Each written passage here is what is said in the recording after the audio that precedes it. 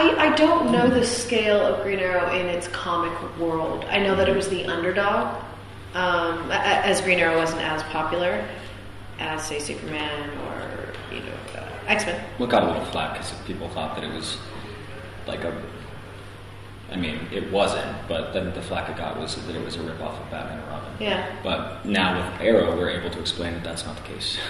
So I think that... And explore new facets of it. I think it was cool because, it gave, by doing Arrow, it gave the underdog comic book character the opportunity to stand alone and to be the first of its kind. And hopefully inspire people to go back and look at the DC world and find comic book characters they maybe haven't read yet.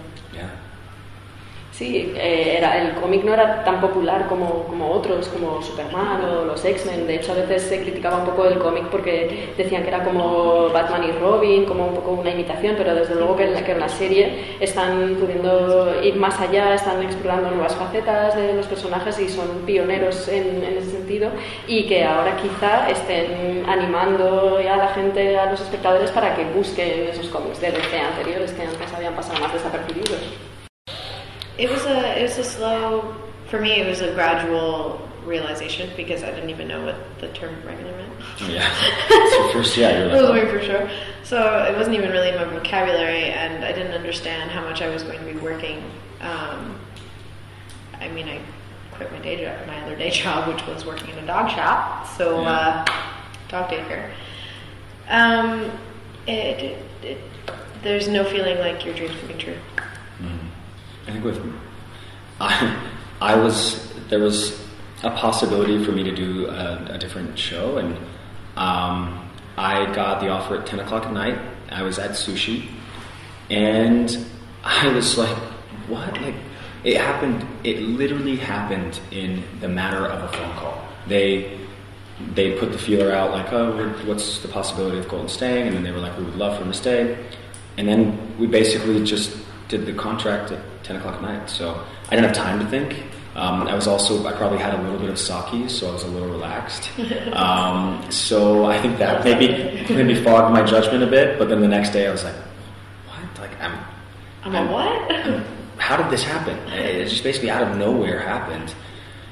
Yeah, sushi place. Now we're on the poster, so yeah.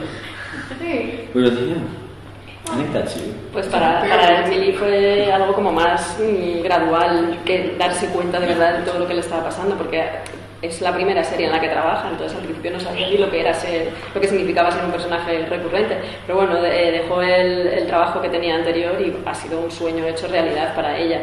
Y para Colton, pues él estaba a las 10 de la noche tomándose un sushi en un restaurante y le llamaron para decirle que habían tanteado y querían que el personaje siguiera, así que nada, a las 10 de la noche firmó el contrato, bastante tranquilo ahí, se había tomado un par de saques y vamos, aquí está, de repente le tenéis en el póster. I don't think she'll quit computers. I think that she might be able to be multifaceted. She might be able to do both.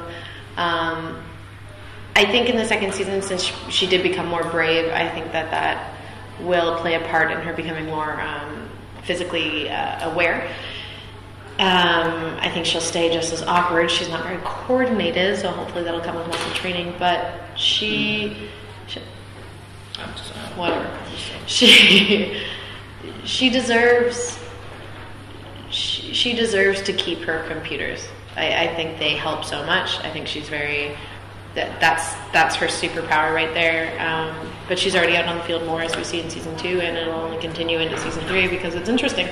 So. Pues no, ella no cree que vaya a dejar los ordenadores, quizás sea un poco más multitarea y esté con los ordenadores y lo compagine un poco con la acción. En la segunda temporada ya hemos visto que se convierte en un personaje mucho más valiente, hace más actividades físicas, pero vamos, sigue sin ser una persona muy coordinada, así que van a tener que entrenar mucho. Pero es que los ordenadores son su superpoder, son el superpoder de Felicity, es algo que ya vimos en la segunda temporada y seguirá así en la tercera. The tomorrow people.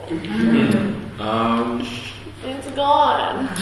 Whose line is it? I was going to say it. No, it's mine. I was going to say it. I said it first. You almost said it first. You can't take I changed it. You have 2 answers. I can have 2 answers. You just Second one's better than the first one. Got it.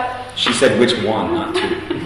I play the game hard. You should no, suit up, Colton. Suit up. Well, she still answers, so We can do it together. I guess I'm out I of want to job. work with So Wayne Bueno. Brady. she has 2 jobs now, and I have 0. Ella tiene 2 trabajos, él se ha quedado en Madrid, así que así están las cosas. I'll buy your food if you style me.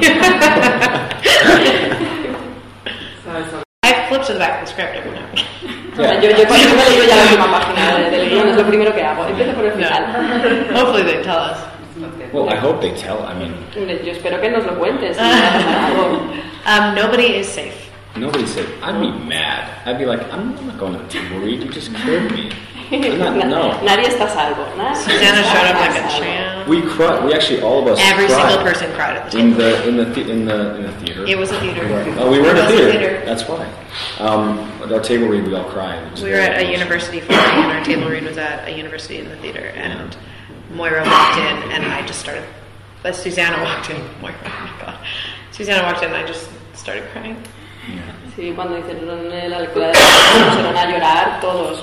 Estaban súper emocionados. Muy emotivo. We're going to cry. I know. Thank you. Van a llorar ahora. Thanks for bringing that up. Thank you. Thanks for hurting me. Thank you.